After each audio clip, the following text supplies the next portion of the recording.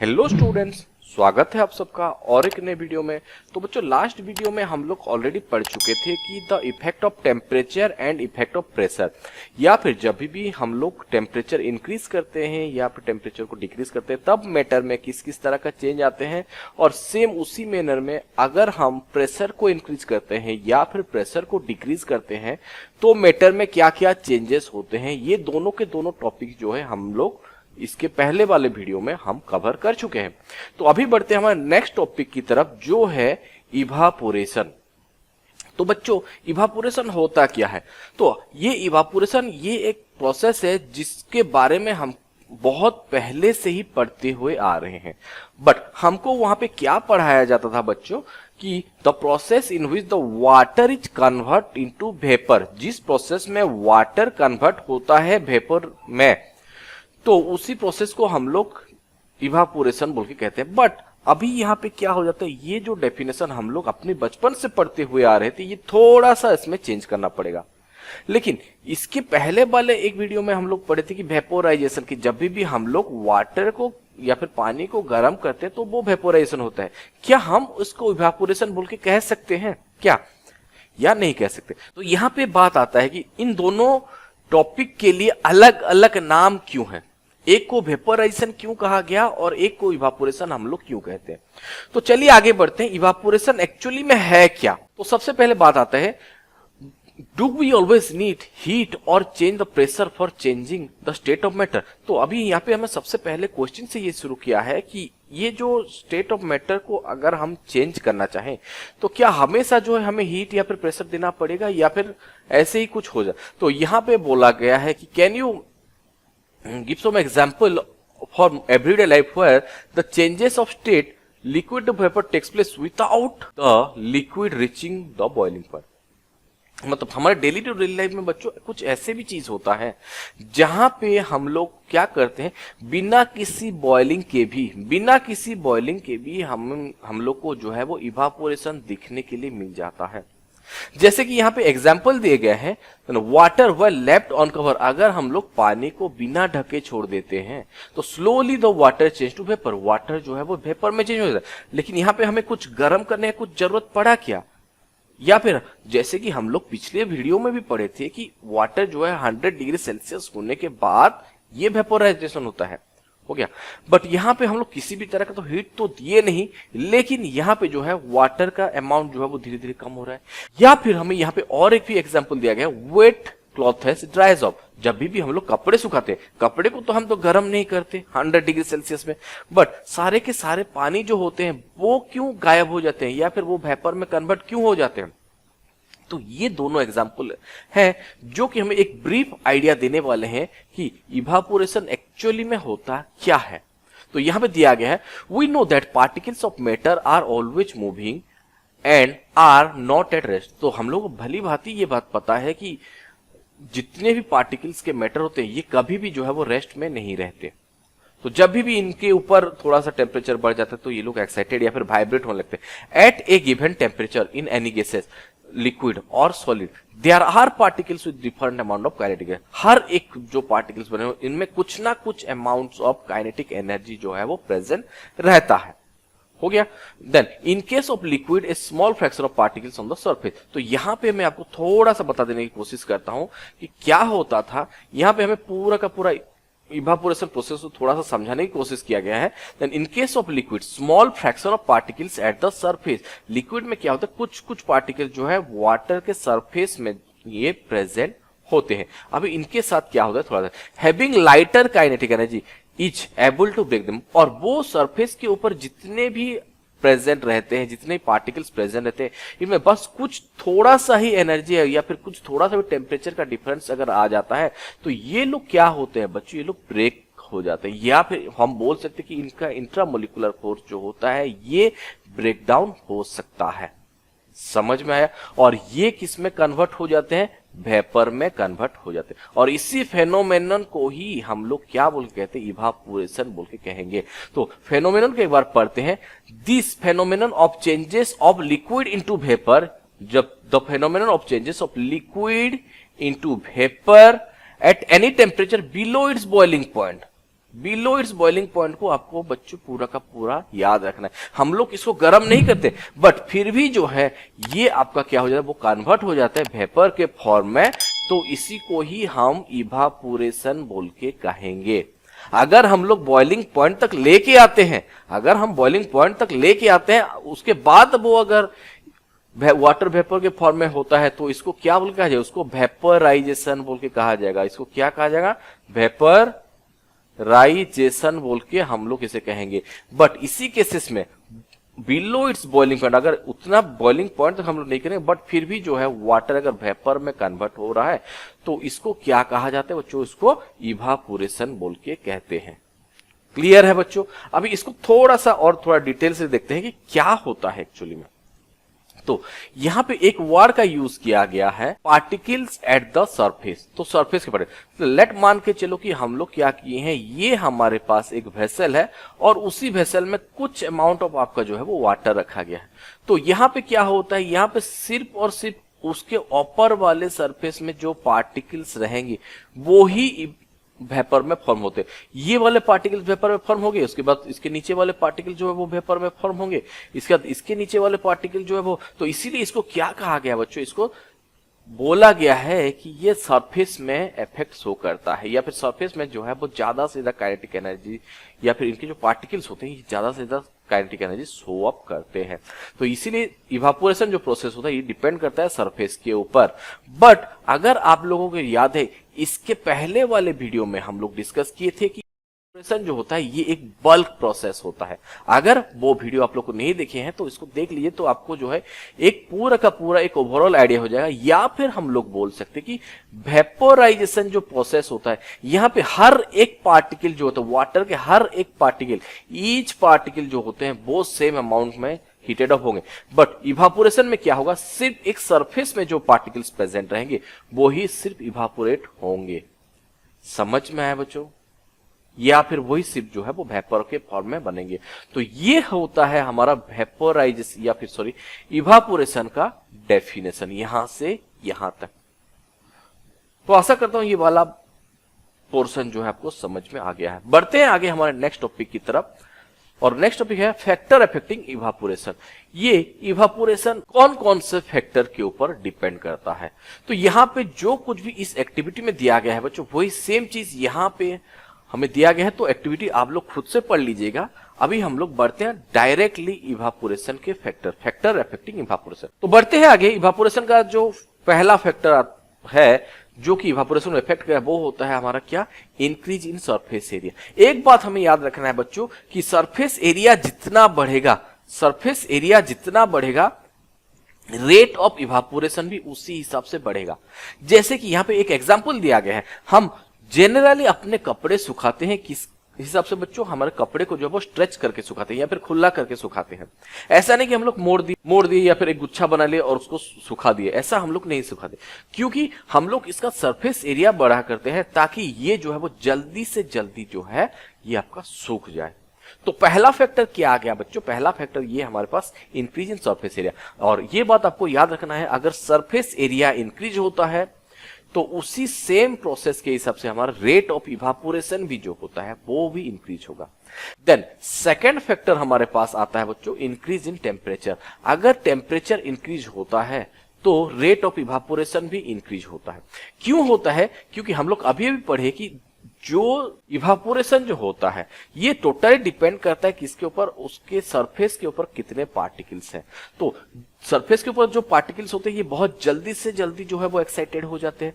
तो उसी हिसाब से अगर टेम्परेचर बढ़ जाएगा बच्चों, तो उसी सेम मैनर में क्या होंगे, उसके सरफेस के जो पार्टिकल्स रहेंगे ये सडनली जो है वो काइनेटिक एनर्जी गेन करेंगे और वो लोग जो है वो इवापोरेट हो जाएगा। तो यहाँ पे वही सेम चीज दिया है, with the increase of temperature more number of particles get enough kinetic energy and goes into vapour state. और इसीलिए क्या होता है बच्चों, हम गर्मी के महीने में देखते हैं कि सारे के सारे तालाब जो होते हैं वो सूख जाते हैं। ये सब किसके वजह से होता है, nothing but the increase in temperature.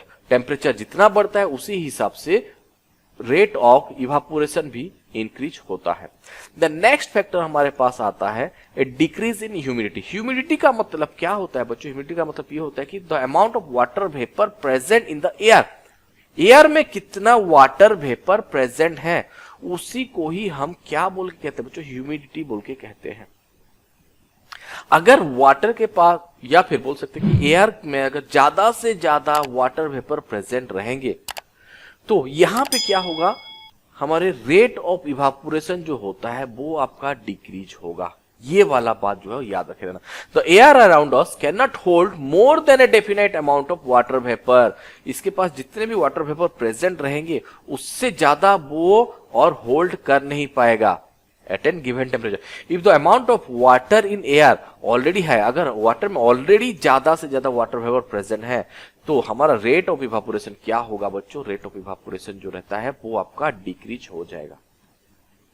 ये बात जो है याद रखे रहना। देन नेक्स्ट आता है इंक्रीज इन विंड स्पीड। और हम लोग को नॉर्मली पता है, हम ज्यादातर क्या करते हैं बारिश के महीने में या फिर कहीं भी जो है हम फैन के नीचे हमारे कपड़े सुखाते हैं, तो विंड स्पीड के चलते हमारा कपड़ा क्या हो जाता है, आपका सूख जाता है।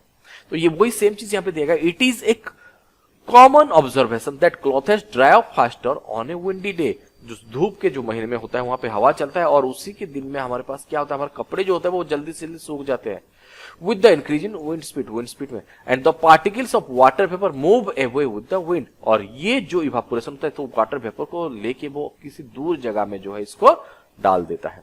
And decreasing the amount of water vapour in the surrounding. और इसके वजह से हमारा सराउंडिंग में जो वाटर वेपर जो प्रेजेंट होते हैं ये भी आपका डिक्रीज होते हैं। तो बच्चों ये बात याद रखे रहना, ये फैक्टर अफेक्टिंग इवापोरेशन ये बहुत ही एक इंपॉर्टेंट क्वेश्चन है। और ये कौन कौन से फैक्टर के ऊपर डिपेंड करता है। अगर सरफेस एरिया इंक्रीज होता है तो रेट ऑफ इवापोरेशन इंक्रीज होगा। नेक्स्ट आता है अगर टेम्परेचर इंक्रीज होता है तो रेट ऑफ इवापोरेशन भी इंक्रीज होगा।